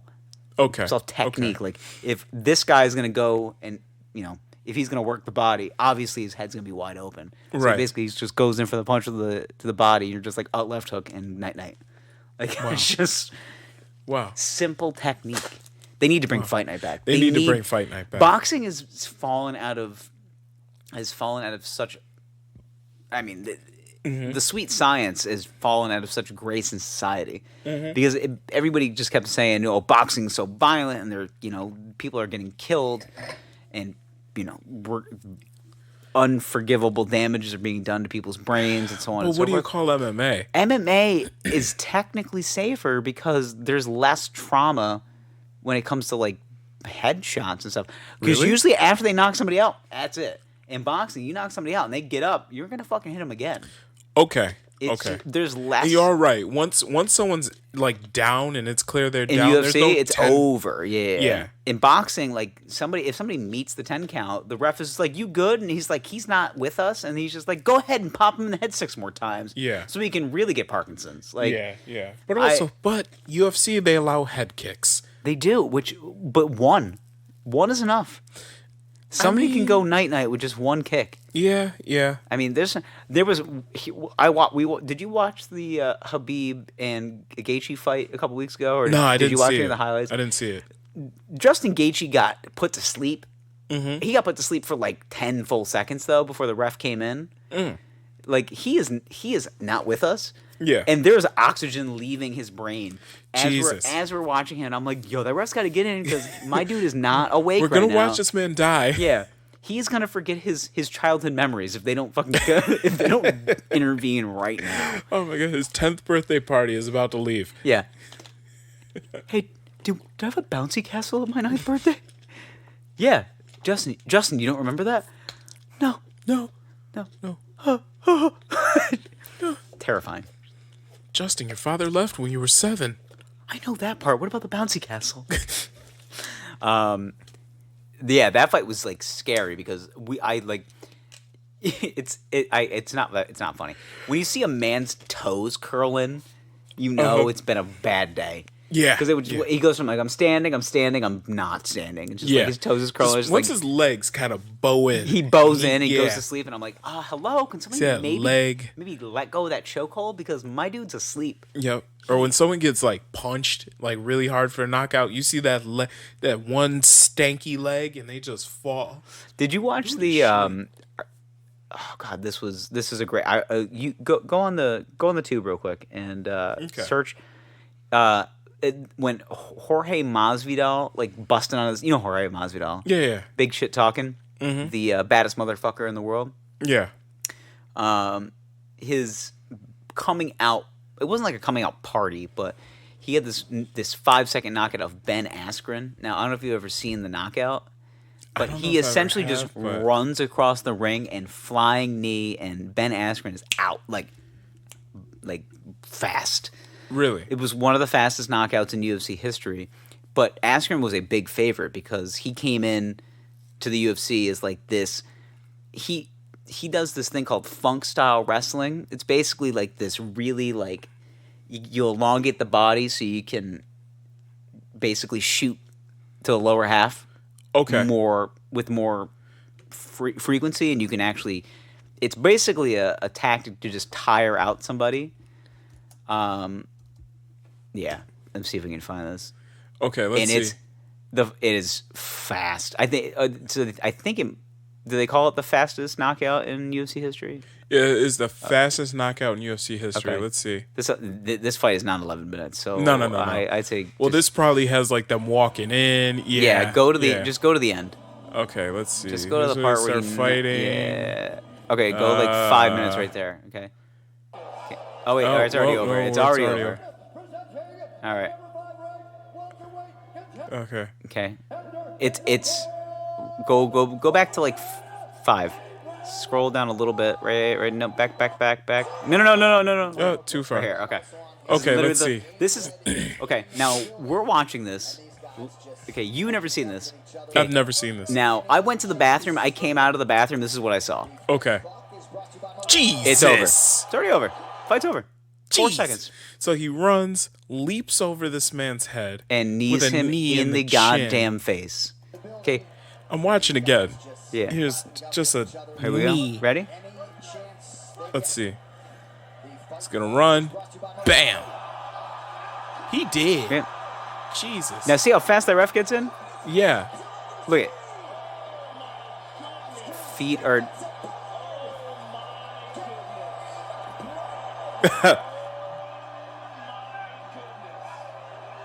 I did that. Yeah. Can't stop watching it though, right? No, I'm watching 8 more times. Holy shit. Then this is the when they say light as a feather, stiff as a board. This is what they mean. Here's the knee. Just look how. Just right to the side of the head, man. Yep. Jesus. That's it. That's it. That's the knockout. Should put that on a t-shirt. Jorge Masvidal made some shirts. Jesus Christ. He's dead. 5 seconds.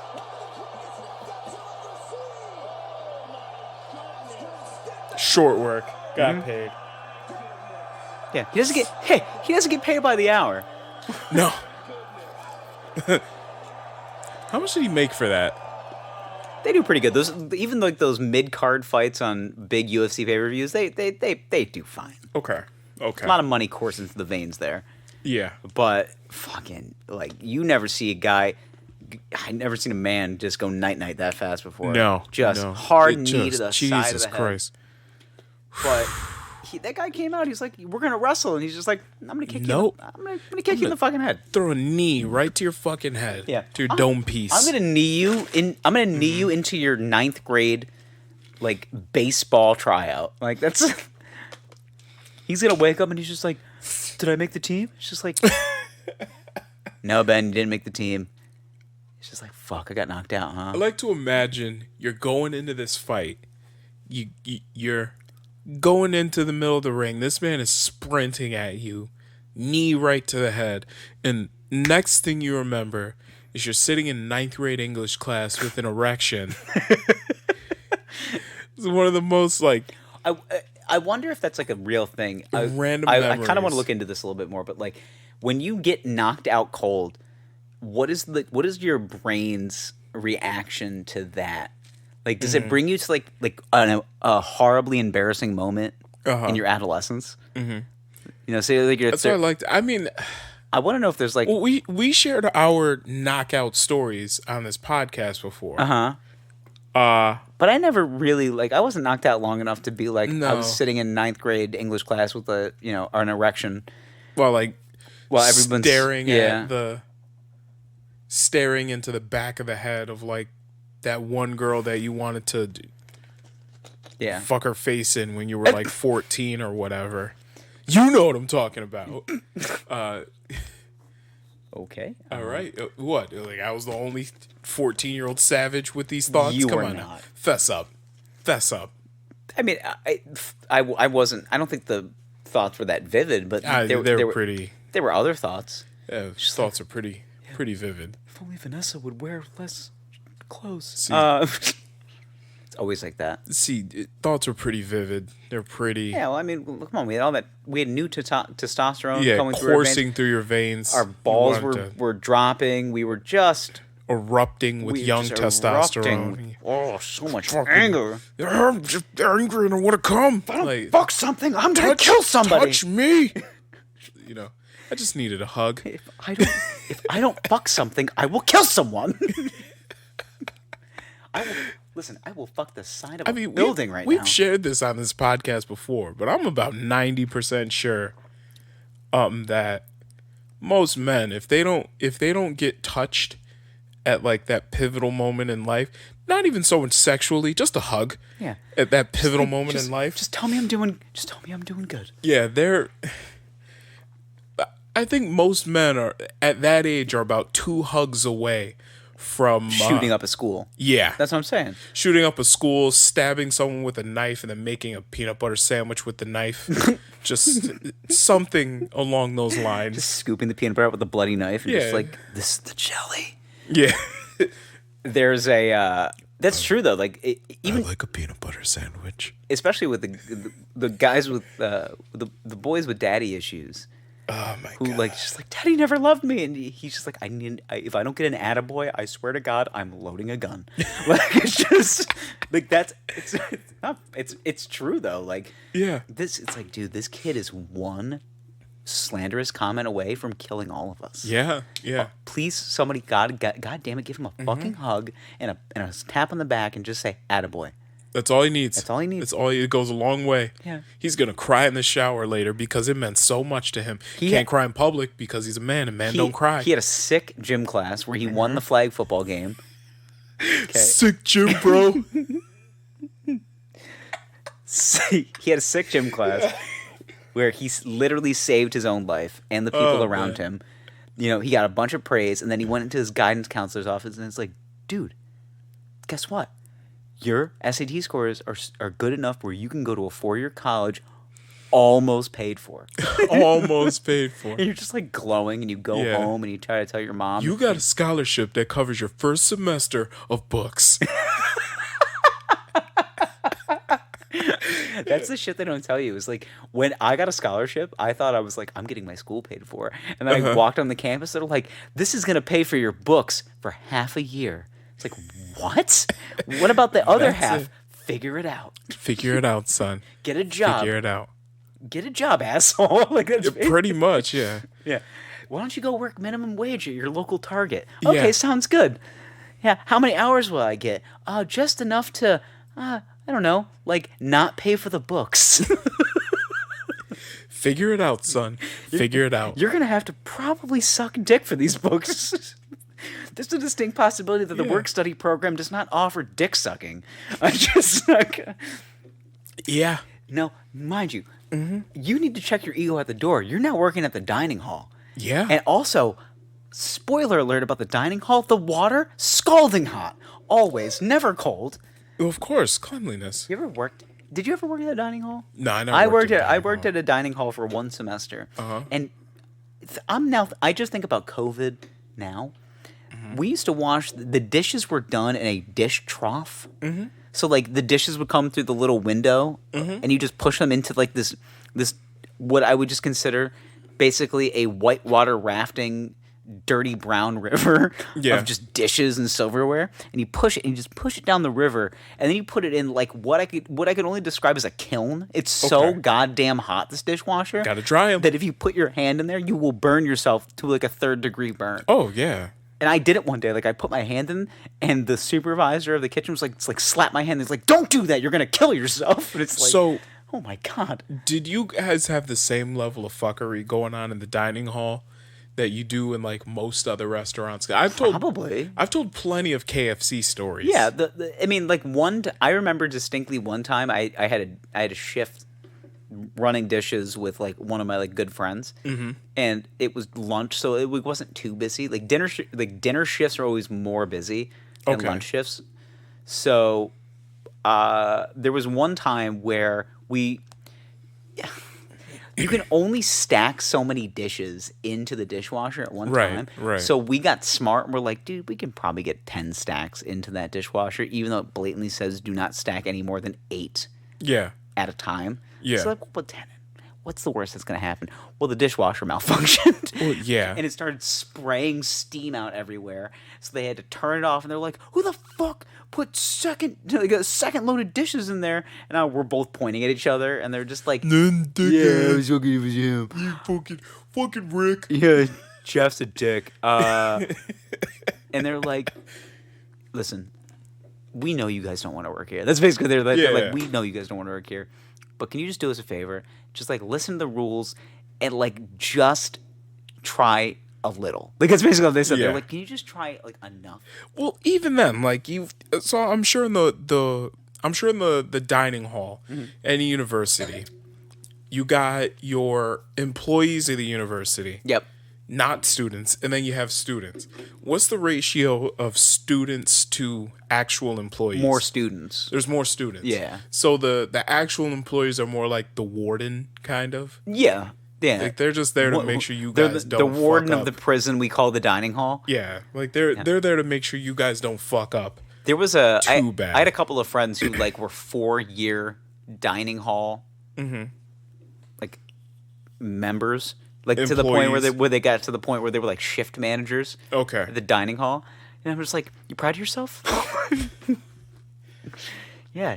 Slinging the slop to us? Yeah. You proud of yourself? Oh yeah, you got to be here in time to work late night, huh?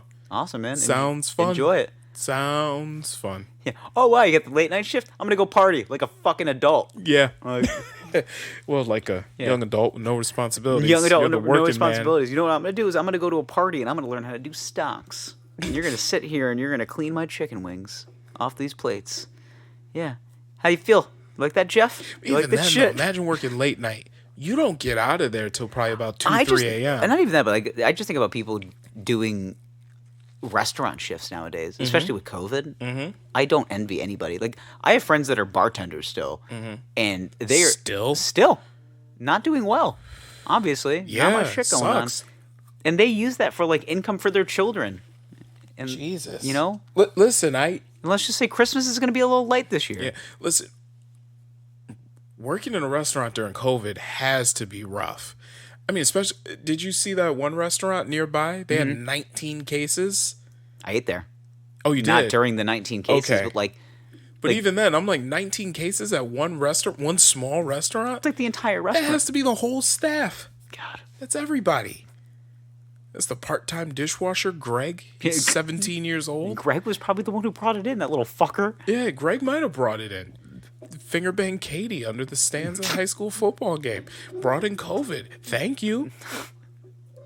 Could you imagine if he brought in COVID because he finger banged his girlfriend in high school because he was just The backseat of his Hyundai Sonata. His adolescent youth was just letting it take over, and he's just like, "Listen, I haven't been able to actually touch you for 6 months because of this whole situation. I need to see a tit right now, or I'm gonna kill everybody in the school." So they go to the backseat of his Hyundai Sonata, but the S fell off, so it's a Onata. In the backseat of his Hyundai Onata. Just fucking It sounds like a daggering her with his fingers. He's Yeah. assaulting her ovaries. Yeah. It hurts, but she doesn't want to tell him it hurts. an onata sounds like a tribal thing. His Hyundai Onata. Yeah, onata sounds like I'm trying to think of it as like a Samoan tribe. Like you're not part of the Onata. The Onata. I just like to imagine Greg is aggressively finger banging this girl, and because she's 17 and stupid, she's not gonna like vocalize and just say like, "Hey, stupid, that hurts. Do it this way." You're instead. punching me in the vagina. Could Yeah. you could you cut that shit out, maybe? Like, listen, stop poking me the same way your stepdad pokes you in the chest when he's mad. That's all I know how to do. just Listen, stop. do you know what I'm not a Stop pounding me like you're playing Mortal Kombat. This isn't whack-a-mole, Finger bro. mashing. Like, Jesus come on. Christ. Come on.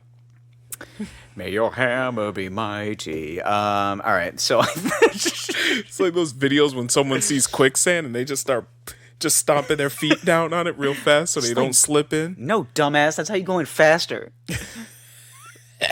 What do you stomp? Wow, stomping a hole into quicksand? That's gonna fucking work. No, they do that so they don't slip in. Yeah. So they just maniac feet. Maniac. Just a maniac. Feet moving really fast. That's moving Greg with his quickly moving feet. moving as fast as Damon Sugarwood off Yeah. the screen. Like, just he is open. Yeah, Damon's always open. He's playing her like a modded Xbox controller with the triggers. Like a paintball player with an edge. Okay, I'm out. Ah, fuck. Do you ever And play paintball with a guy that was like way too into paintball? No, but I've seen videos of I have. guys that are really good at paintball. I know. I had some paintball. friends who were very good at paintball, and they were always like the double tap. Like paintball players who just like who used to get the guy out, and they just like as he's walking off, they just like hit him one more time, and he's like, "Dude, I'm fucking out." What the fuck, bro? It's just like, "Oh man, I'm sorry, I didn't realize you said you were out." Yeah, like yeah, you did. Yeah. I've seen videos before though where like it's like some very noobish like paintball players, and the one dude who clearly knows what he's doing shows up, and he just like ducks down, pops up, and then ducks back down, hits the other four guys, and they're like, "Holy shit, what the fuck just happened?" They're like, "My guy Like is clearly, obviously if there was a war, we are not prepared. clearly he's the alpha class, and we just need to obey his rules because he is winning capture the flag today." Yes, It just is what it is. Yep. But well, I think we can put a nice supple bow on this one. Okay. Maybe something sequin because it's a quinceanera. Yeah. So boys, just remember, talk with your lady. Talk with your lady. Find out what she likes. Yeah, and Yeah, don't just jab it in don't there. just jab it in there. Nobody likes a jackhammer. No. Warm up to the jackhammer if she Yeah. likes it. If she likes it, maybe ask her, like, Yeah. "Hey, are you more into, like, do you want me to just flop on top of you like a dead fish out of water? Yeah. Or do you maybe want me to, like, I don't know, like, play with your hair and, Play your hair, give you kisses. Give you kisses. Maybe a little hip action like I'm Pitbull. Yeah. You know, the Dolly. Maybe I should say Dale in your ear. Do you want me to fuck you like a Mr. 305? Or? Mr. 305. You know, boys, here's a good rule of thumb. When you're making love to your lady, ask yourself, what would Mr. 305 do? He would invite all of the middle-aged women to his concert because I don't know if you've been to a Pitbull concert, but a lot of older women really like Pitbull. Puts on a good show. It does, and his pants are so tight. Oh my god, and There's so many wardrobe changes. well, first of all, as the show goes on, the pants get tighter. They get progressively tighter. Yes. And they get they the accentuate the bulge. The colors get lighter too. It's like he starts with like black suit, and by the end of the night, it is just white. Yeah, he goes from black to like a blue. Yeah. Next thing you know, he's just It's wearing white white and tight. pants, and the pants are tight and they're cut in such a way that accentuates the bulge. So Pitbull is definitely packing, but there's also a great tailor behind him. Oh yeah. Really accentuating Yeah. the bulge. The man, the man has a tailor on reciprocal, and it's and he's the best in all the land. Mm-hmm. But all right, well, we are going to probably write and direct the Damon Sugarwood documentary before the next episode. We'll keep you posted on that's going on. But boys, check out the store teespring.com/stores/the Wine Boys. Hoodie season, literally in every size. Just checked. We actually do have 3Xs. 3Xs like pornography. Triple X's. Yeah. Wine Boys a triple X parody. Yeah. Wow. Could you imagine? Be good. Hey, would you like some Pinot Noir? I'd rather have some Penis Noir. Wow. Wow. They don't even do that in pornos anymore. It's very 70s. It was really funny though, because like I was scanning the hub the other day for research, and there was a newer pornography that was made in like 2019. Really? That had a music bed underneath it, and I was Really? like, "What the fuck is going on right now?" Wow. It's muffling the sound. recently I watched I actually went on the Hub and I found a full rip of Debbie Does Dallas. Really? Yes. Can you send me the link? I'll have to find it. Huh. I gotta find it's on there though. If you look, it's Really? a full rip, of Debbie Does Dallas. That's an oldie but a goodie. Yeah. Different, definitely different. Did I ever tell you about the? This is kind of a quick. A lot more pubic hair, but anyway. Of course, kind of a quick aside. Did I ever tell you the story about the childhood friend's dad who had like a cornucopia of pornography in his shed? No, in his shed. Did I ever tell you this story? No. I had a childhood friend's dad. He was an avid collector of horror movies and pornography. Okay. Like a lot. Like that was his thing. A real Renaissance man. A real Renaissance man. But but like the pornography was like not out of the plastic. Like this was collected. And I go, is there like Really? any fucking value to this? Like, Busty Sluts 6? Like, in 2020, am I going to be like, I wish I had a copy of Busty Sluts 6? Like, So, but he was like dead stock porn DVDs. he used to have he had this double wide shed in their backyard that was literally horror movie memorabilia, movie posters, life-size cutouts of Jason, like all of the shit that would sell for like if you go to like any of those like Comic Cons, and I can like see that. that. Yeah, that would go for this. But mix that with like hundreds of porn magazines and videos all over the place. And a lot of stuff was like still in the plastic. Still in the plastic and never open. And also very much out in the open. Like just there. Like you walked in, it's just like that is porn. And that's a lot of porn. And it's not even like he watches it. It's just there. I was like, what kind of person? Still in the plastic. That kind of freaks me out. I was like, that has to be some sort of weird thing. But I guess I would imagine that there are like rare, printed in limited quantities titles, extremely hard to find. Like this was, I don't know, August Ames's last appearance prior to her passing away. You know, this was Never thought of it that way. Maybe like this is John Holmes's first scene.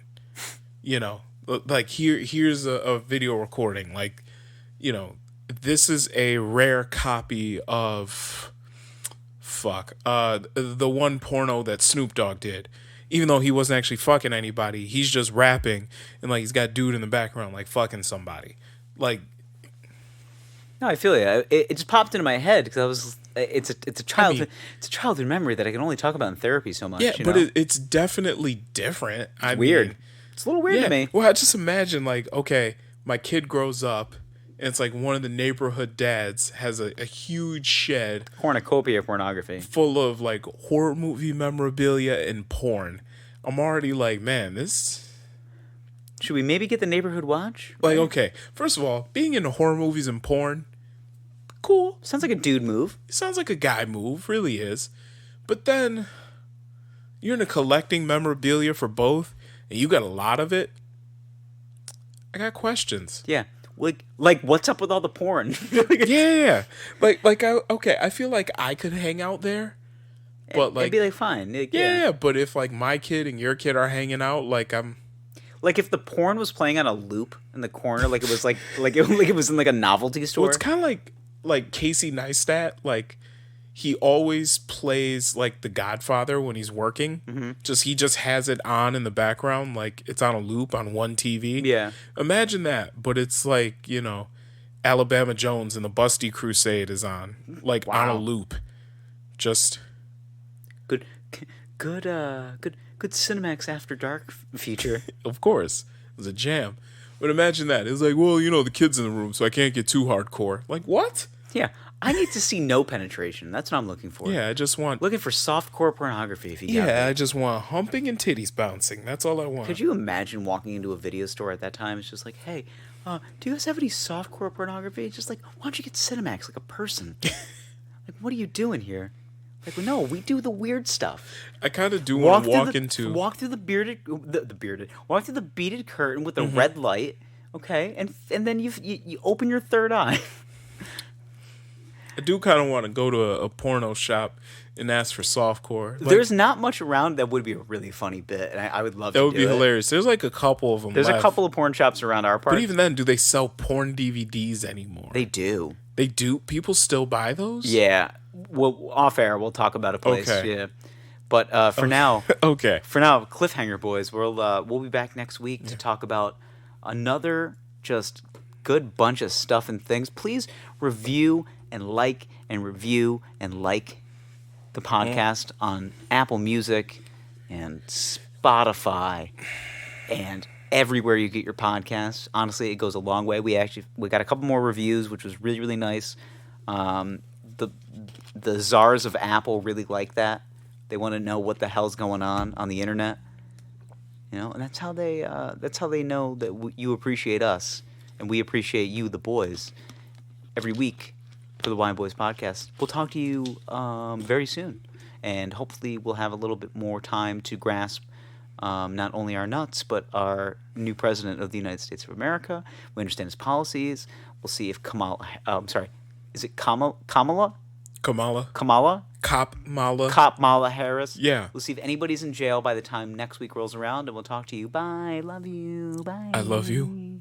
Please call me back. Everyone's going to jail.